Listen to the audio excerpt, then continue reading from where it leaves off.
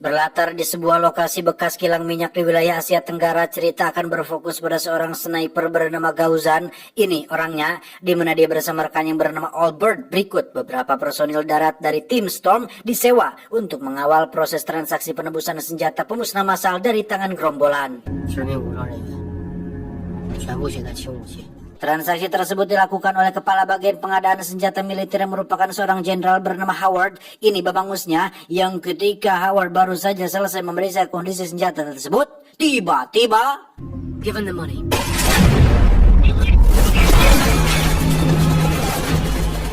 ya, komandan pasukan darat pun memilih untuk menarik mundur pasukannya, sementara Gauzan dan Albert berusaha keluar dari tekanan sniper brewok yang diam-diam telah menyadap komunikasi antara mereka. Tetapi sayang, usaha tersebut berhasil digagalkan oleh serangan brutal dari satu unit robot penghancur.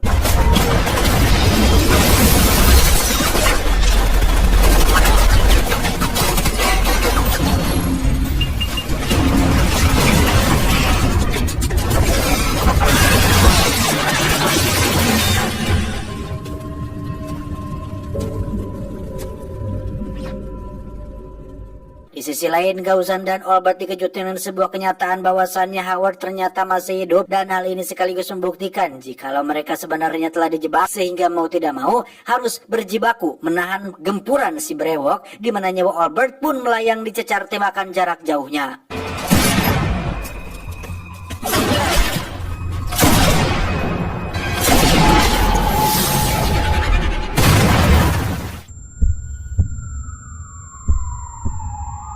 Kondisi yang dialami Gauzan pasca kejadian itu memaksa tim medis melarikan dia ke rumah sakit. Namun di perjalanan mereka dihentikan oleh atasan Gauzan yang sekonyong-konyong menuduhnya telah berkhianat. Di mana hal ini dibuktikan dengan adanya transferan uang sebanyak $400.000 ke dalam rekening Gauzan. Namun karena mereka tak merasa bersalah, Gauzan pun bangkit melawan si atasan yang tiba-tiba menyerangnya.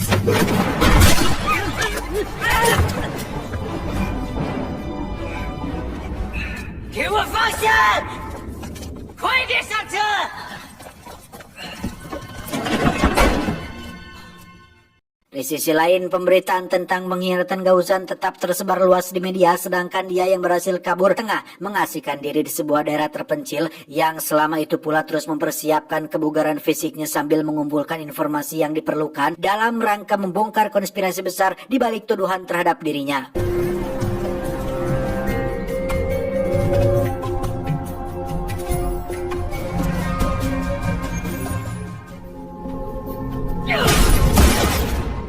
Adegan pun berpindah ke sebuah gedung di mana para ilmuwan dari salah satu perusahaan yang bergerak di bidang energi sedang mengadakan konversi terkait inovasi yang akan mereka kembangkan. Namun di sisi lain telah datang juga sosok eksekutor pada peristiwa penyerangan tadi, kita sebut saja Swang, yang tujuan pertama kedatangan di sini adalah untuk mengacaukan situasi.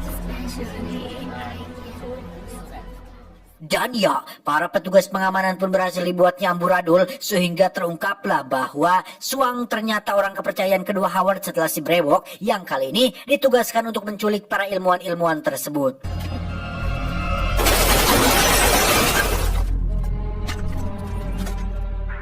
Kembali kepada Gauzan, sepintas saja ia sudah bisa menebak bahwa otak penculikan ini adalah kelompok yang telah mengkambing hitamkan dirinya. Maka demi mengembalikan nama baik pasukan Storm, saat itu juga Gauzan pergi ke TKP dengan mengenakan seragam kepolisian supaya bisa memastikan pelaku dari barang bukti yang ada di sana.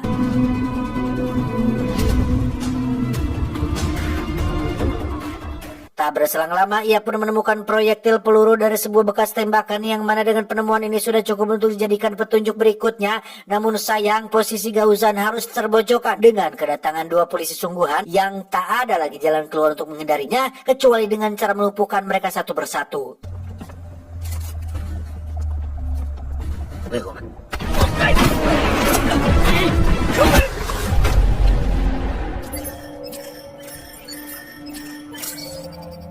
Pada malam harinya kita diperlihatkan pada aksi pembebasan Sandra oleh pasukan khusus bernama Tim Tiger yang dipimpin oleh seorang komandan wanita bernama Pang Jian. Ini orangnya, di mana ketika baru saja mau mengantarkan dua orang Sandra ke tempat aman, dia sudah mendapatkan perintah baru, yakni menangkap Gauzan yang keberadaannya terekam kamera CCTV TKP pada siang tadi.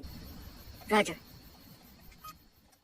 Sementara di tempat lain, Gauzan yang mulai merasa posisinya terancam pun memutuskan untuk mencari tempat baru yang lebih aman. Namun belum pun rencana itu ditempuh, di luar persembunyiannya, Gauzan sudah dikepung puluhan personil yang tergabung dalam tim dengan sebutan pasukan hantu, sehingga adegan baku tembak pun terjadi.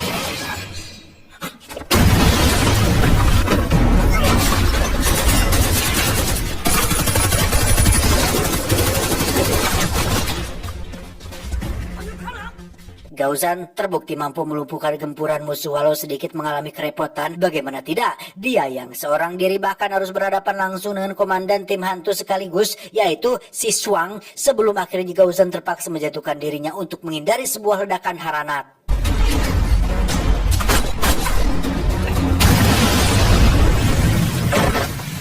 Dan ya, pertempuran pun berakhir dengan penyergapan oleh tim Tiger, di mana Gauzan sedikit menyayangkan mereka yang datang-datang langsung menciduknya. Padahal di sisi lain, Pang Jian sendiri sadar jika Gauzan adalah mantan komandannya saat masih berada dalam satu kesatuan tim Storm dulu. Saat dalam perjalanan pesawat, terlihat raut emosi di wajah Pang Jian yang sejauh ini masih terpengaruh dengan isu pengkhianatan Gauzan, dan jelas tak terima ketika mengetahui jika Albert pun ikut terbunuh karenanya. Dia yang terbawa emosi pun langsung menyerang. Untungnya Gauzan mampu membalikan keadaan dan berhasil melepaskan diri di sebuah pulau terpencil.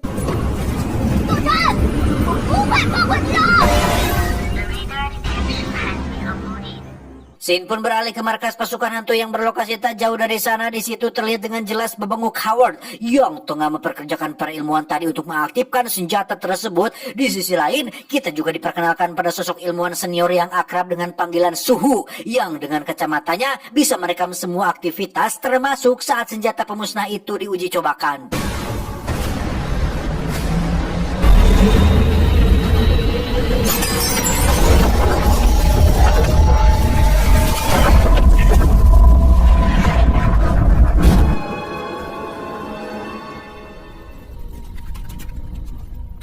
Hasil uji coba memang cukup memuaskan, akan tetapi di sini Howard tetap tidak memulangkan para ilmuwan seperti yang dijanjikan. Artinya, mereka akan tetap ditahan hingga klien akan membeli senjatanya datang. Namun pantauan radar mereka justru memperlihatkan kedatangan tim Tiger yang akhirnya memilih mengikuti jejak Gauzan, sehingga pasukan hantu pun dikerahkan untuk menghabisi mereka. No. Yes, sir. Sementara itu, di sebuah bendungan yang merupakan pintu masuk menuju markas tersebut, terlihat beberapa anggota pasukan hantu tengah berjaga, sedangkan Gauzan yang sedari tadi mengawasi posisi, lengah mereka di balik hutan, berhasil melumpuhkan 3 personil musuh dalam tempo yang sangat singkat.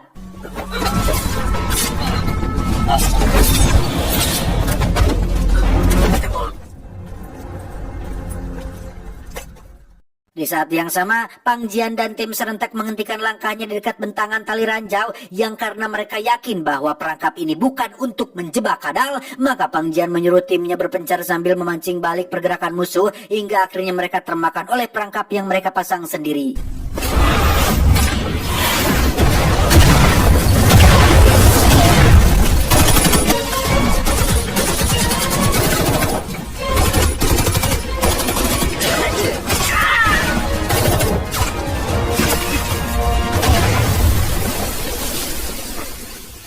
Pertempuran pun tak terhindarkan lagi, namun nasib naas dialami oleh salah satu anggota tim Tiger yang karena itu Pang Jian terpaksa menarik mundur pasukannya sambil memikirkan strategi penyerangan berikutnya.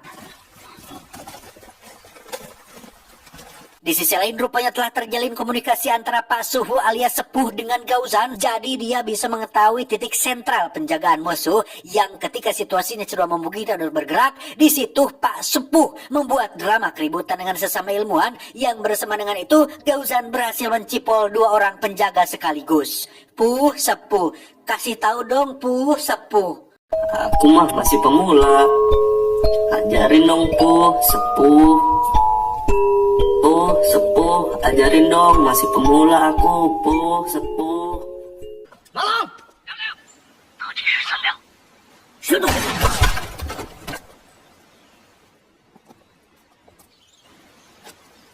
Singkatnya, Pak Sepuh beserta rekan-rekan sudah berada di dalam hutan dan tanpa fokus dulu pada bukti rekaman pada kacamatanya tersebut, Pak Suhu lantas disuruh Gauzan pergi dari sana secepatnya, sedangkan Gauzan sendiri akan membantu tim Tiger yang kini malah jadi sasaran musuh.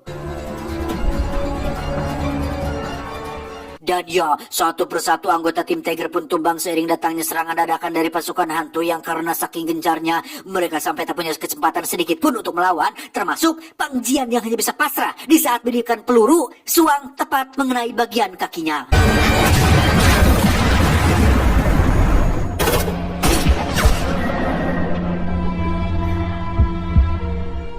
Dua anggota tim Tiger ditangkap hidup-hidup. Mereka adalah Jen dan Bolin. Ini bebenguknya. Sementara Pang Jian berhasil dievakuasi oleh Gaozan ke suatu tempat untuk diobati. Namun sampai sejauh itu, Pang Jian nampak masih memendam kekecewaan besar sehingga akhirnya Gaozan pun menegaskan bahwa bukan dia pelakunya karena walau bagaimanapun Albert adalah rekan setim yang sudah dianggap saudaranya sendiri.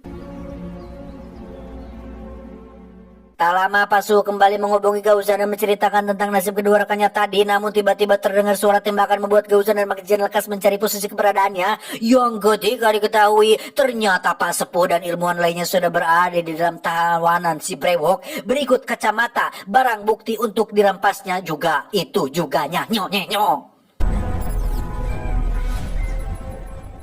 Dari situ Gaozan berusaha mengancam si brewok supaya tidak berani bertindak macam-macam. Meski yang terjadi kemudian justru sebaliknya, di mana Pak Suhu akhirnya dieksekusi secara brutal dan tanpa rasa belas kasihan.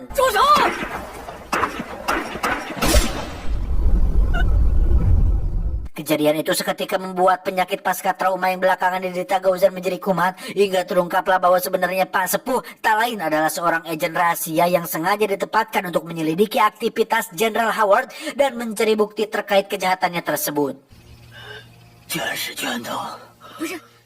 Sampai di sini baru Pang Jian pun percaya jika bukan hanya Gaozan dan tim Storm saja yang telah dijebak, melainkan ternyata dia bersama tim Tiger pun telah mengalami nasib yang sama, sehingga timbullah tekad Pang Jian untuk tetap membantu Gaozan dalam menuntaskan perjuangannya.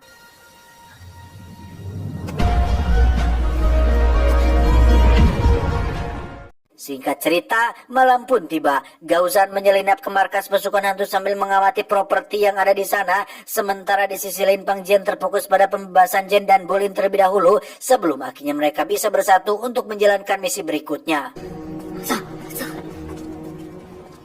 Di saat yang sama, Howard terlihat sedang menghubungi kliennya di mana pembelian senjata pemusnah akan dibayar lunas setelah dilakukan uji kelayakan terlebih dahulu, yang dengan keserakahannya Howard pun menyetujui permintaan tersebut meski harus mengorbankan warga satu kota untuk jadi objek percobaan.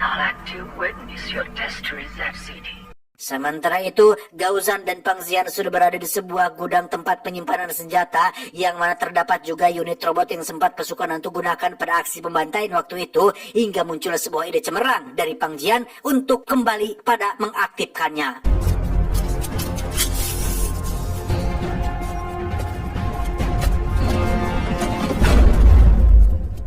Di sisi lain, Jen beserta Bolin berhasil mengamankan para ilmuwan dengan teknik penyamarannya, yang bersama dengan itu, semburan amunisi dari robot Pang yang Pang Jian kendalikan itu sukses membuat pertahanan musuh burak-rakan, dan bahkan si Howard sendiri pun akhirnya ikut modar dalam serangan tersebut.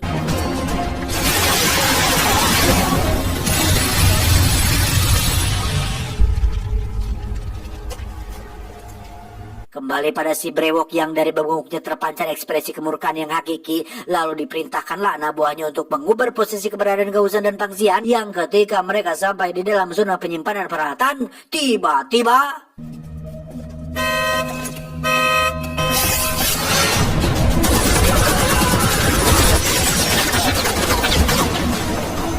ya, suara klakson mobil yang awalnya dikira persembunyian kedua targetnya itu ternyata hanya umpan sebuah jebakan, yang karenanya beberapa prajurit musuh pun tewas di berondong tembakan.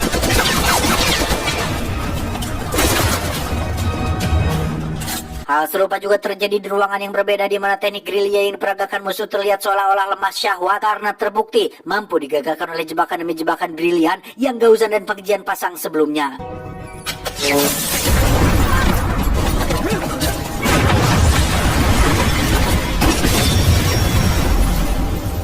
Sejurus terlihat Pang Jian telah menghabisi musuh dengan strategi tempur tengah jarak dekat, meski sempat pada posisi di mana dia dibuat mati langka dalam todongan senjata musuh. Namun di situ Pang Jian tetap tenang karena tahu jika Gaozan pasti datang membantunya dengan sel tembakan jarak jauh.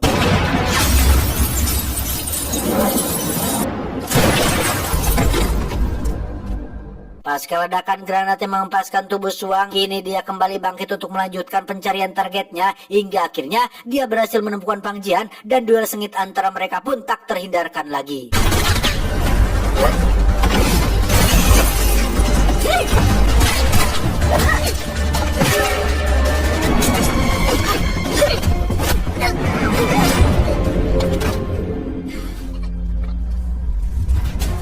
Dengan terbunuhnya sang jenderal, maka tahta kepemimpinan pasukan hantu berlengser ke tangan asisten terbaik yakni si Brewok, yang sebagaimana agenda di awal, dia pun siap melanjutkan tahap uji kelayakan senjata pemusnah massal, di mana dalam 5 menit saja kota yang dijadikan target akan segera dihancurkan. Sejalan dengan itu, si Brewok kembali untuk menuntaskan perhitungan dengan Gaozan, sementara Pang Jian bersama para ilmuwan berusaha mencari cara bagaimana menghentikan senjata permusnahnya, yang dalam hal ini tak ada cara lain kecuali dengan menghancurkan bagian tengah dari selongsong senjata tersebut, dan Pang Jian nekat pergi untuk mencobanya. Di sisi lain, adu mekanik antara Gaozan dan si Brewok sedang pada level sengit-sengitnya, meski dengan stamina mereka yang boleh menurun memaksa pertempuran beralih ke mode jarak jauh, dan berkat celah saluran pipa yang sempat dia amati di awal, akhirnya si Brewok pun dapat dilumpuhkan dengan cara seperti ini.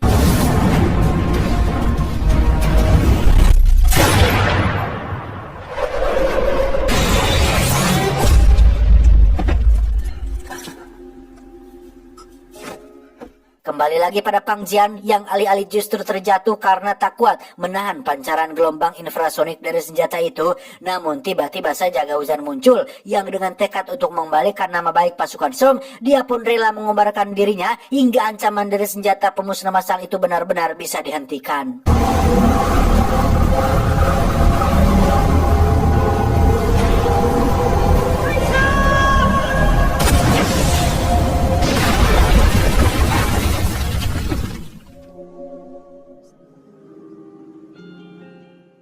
Tamat ending yang cukup membagongkan.